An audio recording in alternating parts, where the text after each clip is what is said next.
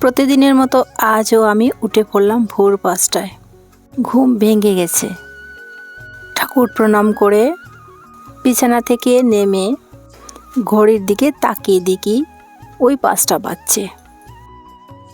পরিবারের সবাই শুয়ে আছে, আমার কিন্তু কাজের ভাবনা চিন্তা নিয়ে মাথায় আর শুয়ে থাকতে পারলাম না। এই যে দেখুন, ঘরের সদর দরজা আমি খুলে নিচ্ছি। নমস্কার বন্ধুরা, কেমন আছেন সবাই? ডিডিএস ব্লগ থেকে আমি সীমা সবাইকে স্বাগত জানিয়ে আমার আজকের ব্লগটি শুরু করলাম। আশা করি যে যেখানে আছেন ভালো আছেন, সুস্থ আছেন, আর আমিও আছি অনেক ভালো। বাইরে এসে দেখুন কত অন্ধকার।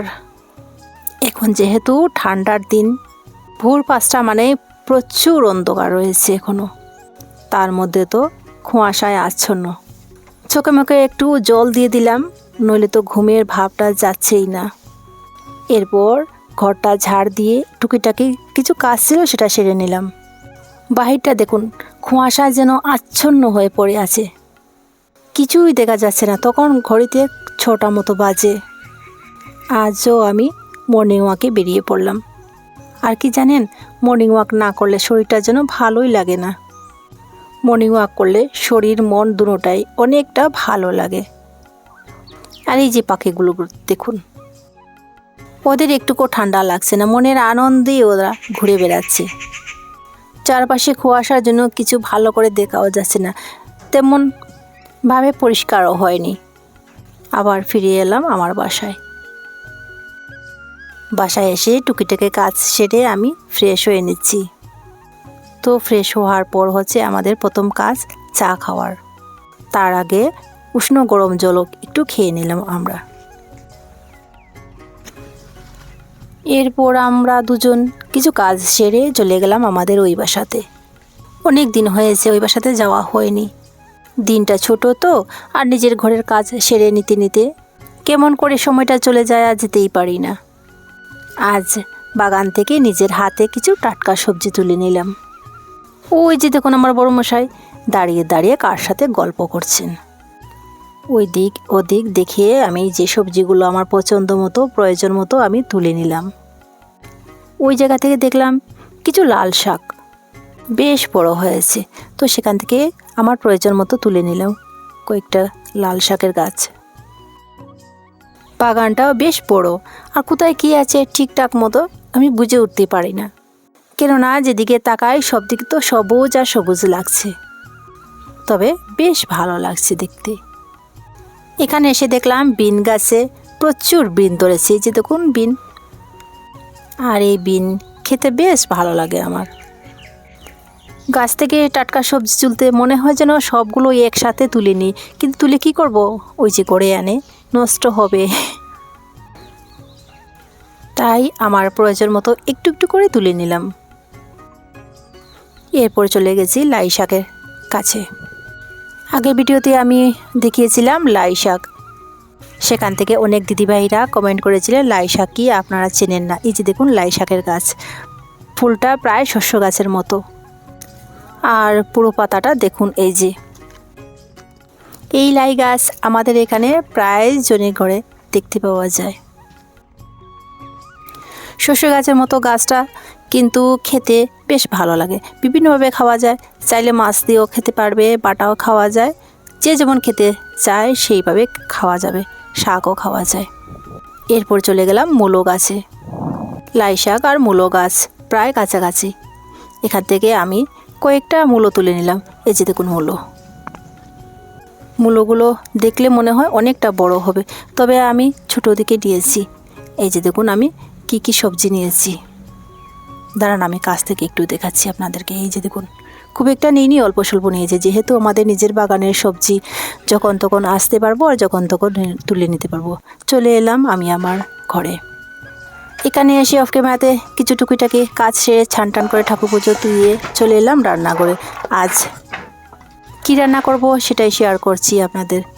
তো আজ বড় মশাইয়ের ইচ্ছে, ওই দিন আমি খিচুড়ি বানিয়েছিলাম, সেটা খেয়ে বেশ ভালো লেগেছে বড় মশাইয়ের।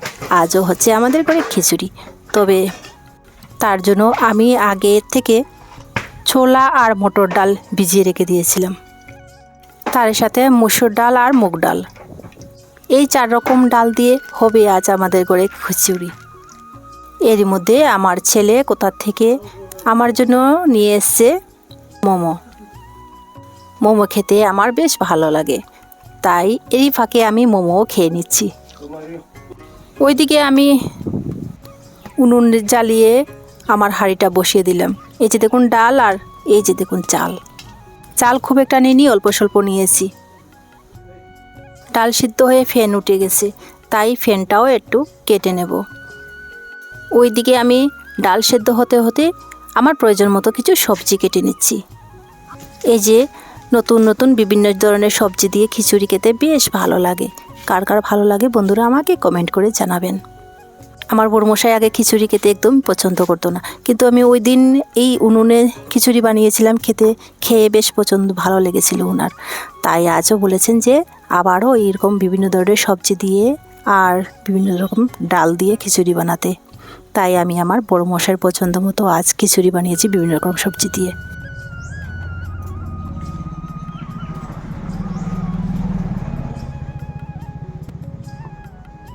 কোনো কিছু বানানোর পর যদি কেউ খেয়ে বলে না ভালো হয়েছে, খেতে আরেক দিন বানাবে, তাহলে কিন্তু শুনে সেটা বেশ ভালো লাগে।